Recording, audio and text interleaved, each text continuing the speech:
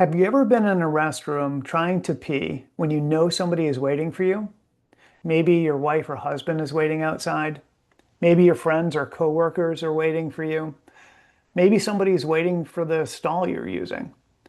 This was a huge issue for me when I lived with shy bladder because suddenly I wasn't just trying to pee, I was trying to pee quickly, or at least what seemed quickly in my head. I'm Michael Hurd, the shy bladder coach. I lived with shy bladder syndrome, or paruresis, for more than 50 years.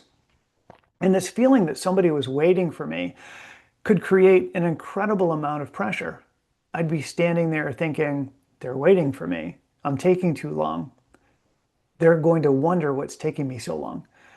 Come on, just go. And of course, the harder I tried, the more difficult it would become. But here's something interesting that I've come to realize. Our sense of time in those situations can be completely distorted. I could be standing at a urinal thinking, I've been standing here forever. People must be wondering what I'm doing. But if I'd actually timed it, maybe I'd been standing there for 15 or 20 seconds. In my head, it felt like an eternity. And once I believed I was taking too long, now there was even more pressure. I wasn't just trying to pee anymore. I was trying to pee on a deadline that I'd created in my own head. And here's something else I've come to realize. Nobody is timing you. Think about it. There are all kinds of reasons, completely unrelated to shy bladder, why somebody might be at a toilet or in a stall or in a restroom longer than we think they should be. Nobody knows what you're doing. And frankly, most people aren't thinking about you anyways. They're thinking about their own stuff, not yours. That's one of the reasons I talk about something in workshops and with the people I coach that I call own the toilet. If you have what we sometimes call a misfire, what I prefer to call a non-judgmental no-go, you don't have to immediately run away from the toilet. Give yourself permission to sit there or stand there. In fact, I often recommend staying there for at least a couple of minutes. Own the toilet. You're allowed to be there. You don't have to produce urine to justify standing at a urinal or sitting in a stall. You don't have to produce urine to justify anything. And you don't have to rush away because your mind is telling you that somebody might be waiting. And I think the word non-judgmental is really important because it's easy to have a misfire and immediately start thinking, darn it, I couldn't go again. What's wrong with me? I should have been able to do this. And now we've taken one experience and added a whole lot more thinking to it, a whole lot more meaning to it. What if instead it's simply, okay, I didn't go this time. That's it.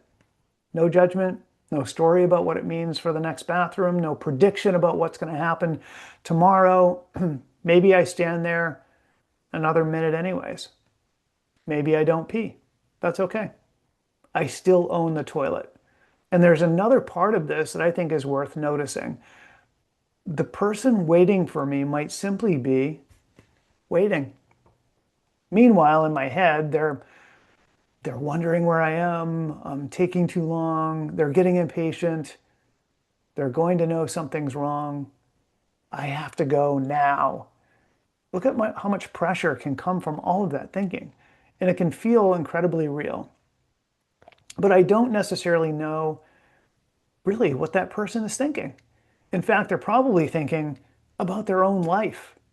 They may not be thinking about me at all, and they're probably not. And that's something I've come to see very differently. I don't have to hurry because my mind tells me I'm taking too long.